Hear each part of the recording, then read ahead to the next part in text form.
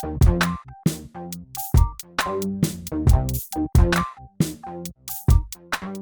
guys, you're welcome to the Emshow. My name is Idafi Matthew, and today it's a father and daughter moment. Actually, that's the kind of feeling that I feel right now. I have Allysyn, Audu, yeah, on the set with me, and we're going to travel on the journey into a life, a dream, and the possibilities that lies ahead. First of all, Allysyn, let's meet you. Hi, my name is Allysyn Audu and I'm a model. So, Allysyn, where are you from? I'm from Edo State, Auchi. What part of Edo State are you from? Auchi. Okay. What kind of family are you from? Very large family or small family?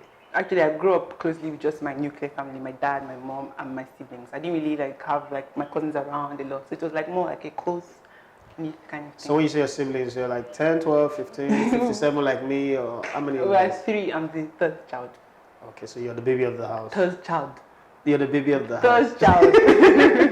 Okay, so let's say everybody answers to you, right? No, I answer to everybody, literally. Okay, so talk to us about your growing up. Well, I grew up with mostly my mom and my siblings because my dad wasn't really there earlier on. So I grew up with just my mom and my siblings. Growing up, it was kind of, I liked my childhood a lot because I stayed just with my mom. My siblings were in school, so I was just my mom. I was like a stay-at-home kind of child. So you got all the attention from your mom? Maybe. My mom was we've always been so close. So I grew up with my mom. It was she was extremely protective. So we call that your mommy's handbag. Okay. Oh, I was my mommy's handbag. I'm not a handbag anymore. Okay. We were really close. I never used to go out a lot. I was always at home.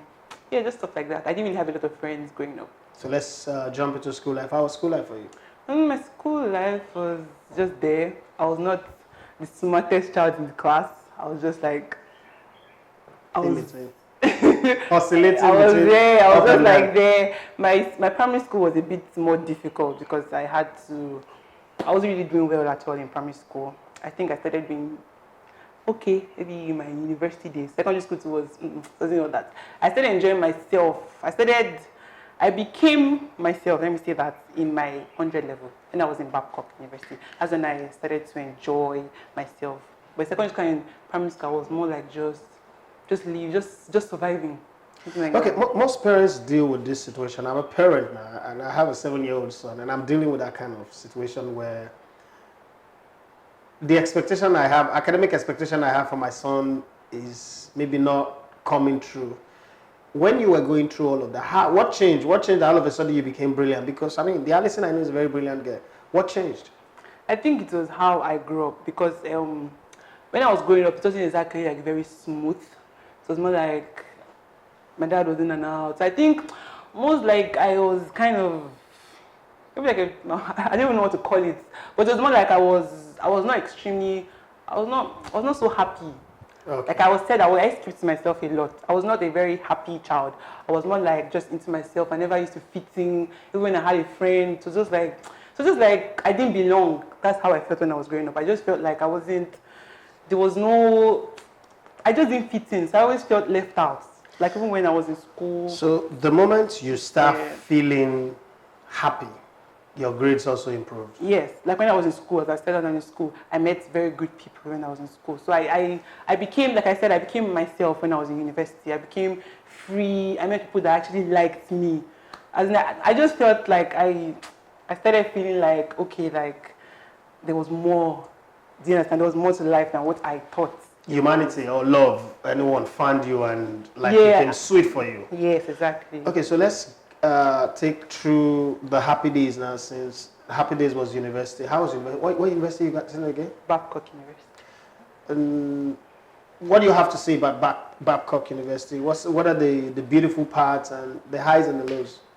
Well, Babcock University is a very strict university. It's a private university, so and 7-day Adventist. So church was a must for us. So it's very religious and all that. We're not eating meat. The good part about school was just my friends, to be honest. And I studied international law and diplomacy, and I really enjoyed my course. Funny enough, I was really happy that I wanted to study law, but I didn't get law in 100 level, so I had to take international law and diplomacy. And I'm happy actually because I met a lot of amazing people. You'll be surprised. So I think my best part of university was my friends in university. Okay, so you got out of university, you did your youth service Lagos.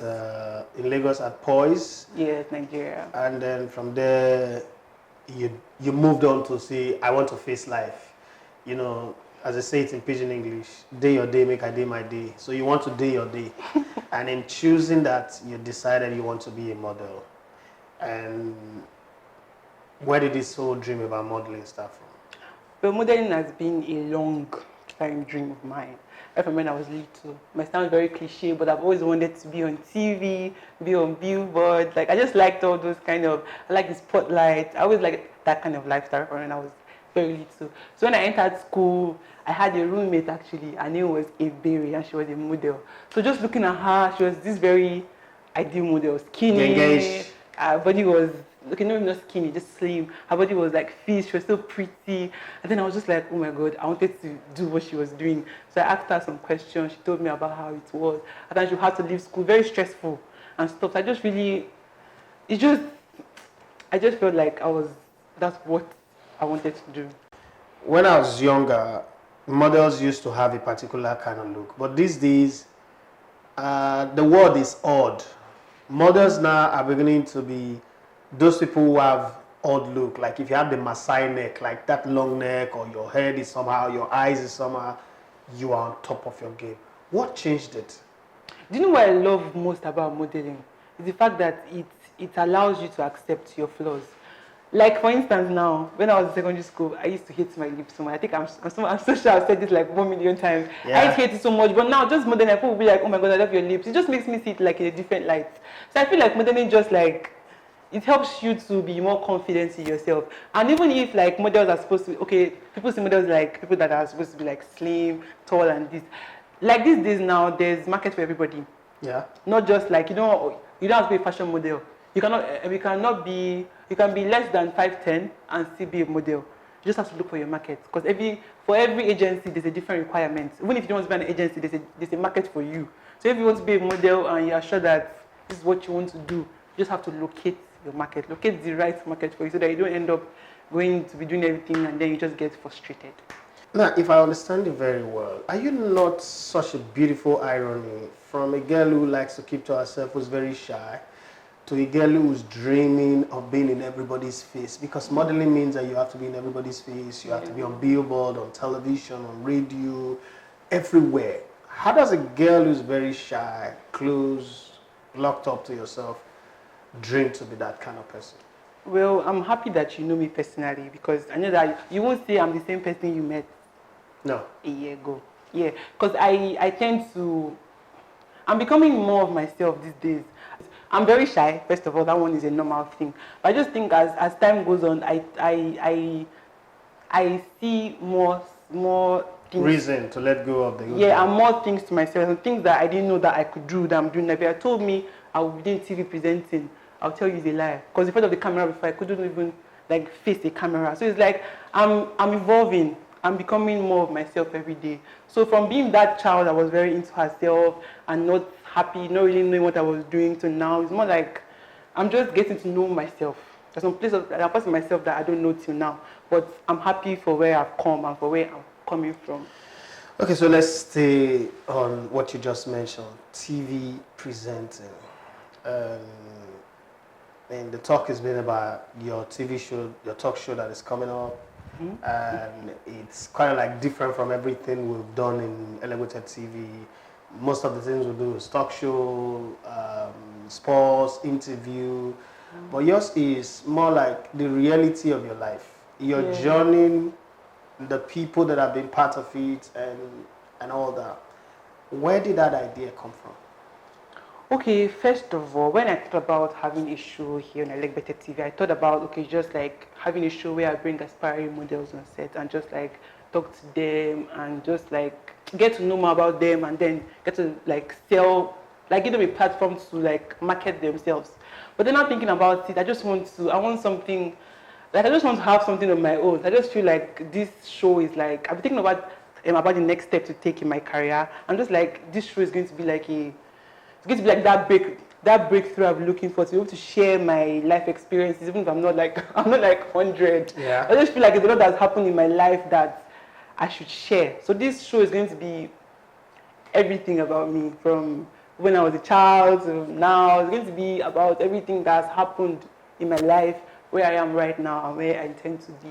So does the show also give the fans the opportunity to throw up questions to you, ask you, to tell them, to throw more light on, maybe they watch a previous episode and probably you said something, and can the fans come on and like send you a message on your DM, or maybe follow the hashtag and send you a question and say, Allysyn, want you to touch on what happened in Babcock or what happened here. Will you be open to say all that? Yeah, definitely, I would.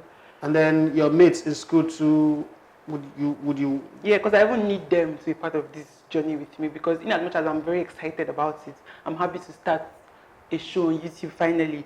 I'll actually still need them to, because I need them. I need people to watch, I need people to subscribe, I need people to come on set with me. I'll be giving people the chance to come on set with me and let's discuss. I just really want something that will help me communicate with them better. So obviously it's for them. So I'm really excited. Okay, so let's come back to your career as a model. I mean, you've talked at different times, we've had conversation about this, and I'm very, very proud of you, and you know that I'm very happy for you too. Seeing you on Billboard every time I drive past that new road, I'm like, wow, that's, you're like, that's my girl, And there are challenges in every sphere of the human endeavor. Yeah. What are those things in modeling that if you can change them, if you can flip them around and make the tied knot become a loose rope, what are the things you want to change? Maybe about the ideology that people have that models are like advanced prostitutes.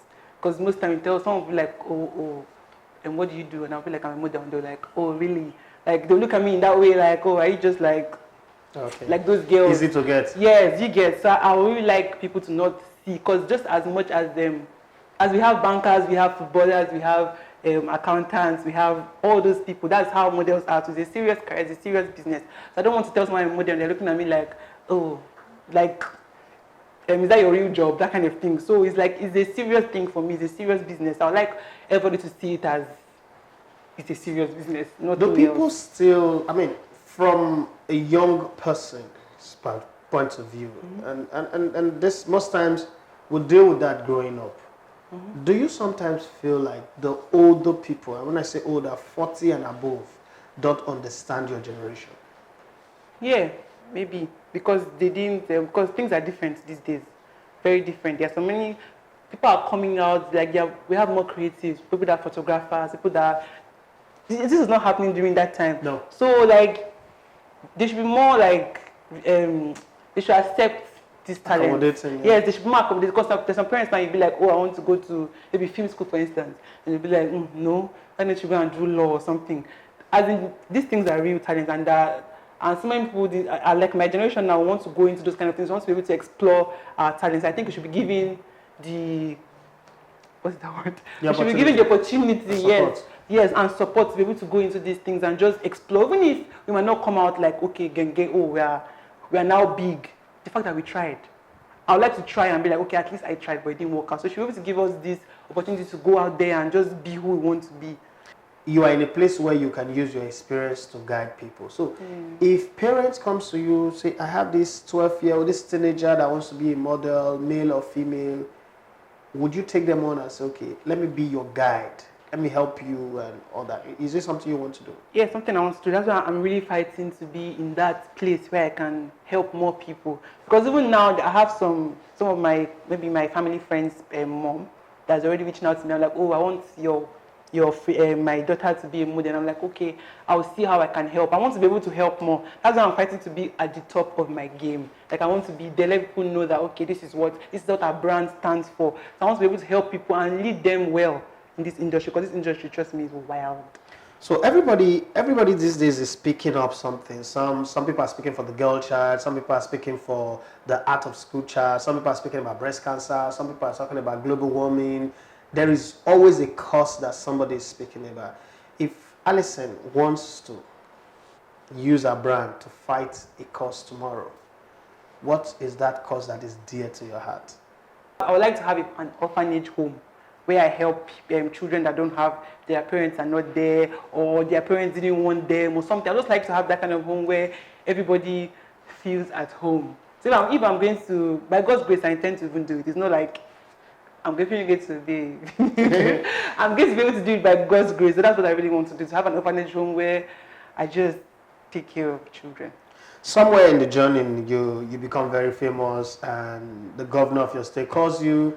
Allysyn, want to make you a commissioner, leave all these modeling thing, come and be a commissioner, start a political career. Look like something that your mom might support, and they come through your mom and then say, you should take this appointment. Would you do that? I really like this industry. I really like, not just even modeling, I like entertainment industry. I like to act someday. I like TV presenting. I like modeling. I really like what I'm doing, and I don't think I will be tired of it anytime soon. All right, thank you very much. And I like to say this, that advertisement budget annually is running between $5 to $7 billion.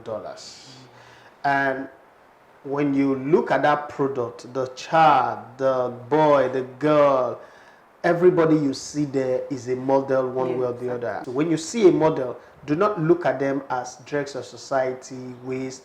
Most of them are graduates who have chosen to amplify and set the creative industry alive. I hope that, like me, you'll be better convinced now that models are part of the ecosystem and part of the food chain. Thank you very much, Allysyn, for coming. Thank you for having me. And we hope that your show become a big sellout. By God's grace.